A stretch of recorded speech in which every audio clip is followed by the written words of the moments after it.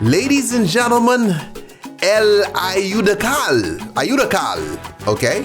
So rim the glass with lime and salt, coarse salt. Stick that in, fill the glass with ice. Now let's get down to the mix. So we start off with some agave.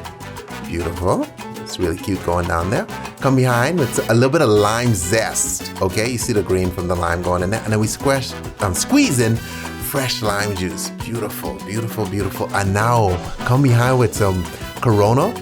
A Mexican beer, really. You don't have to use the Corona. Okay, get a nice little mix going on. Garnish with a lime, and there you have it. El Ayudacal. Okay, beautiful drink, delicious drink. All right, look at me trying to play mixologist, tasting it. Okay, I'm not a mixologist, but they taught me that one. All right, drink, drink, drink. Sheila loves it. Okay, that's our office day. Sipping Ayudacals. Stay tipsy, friends. Stay tipsy.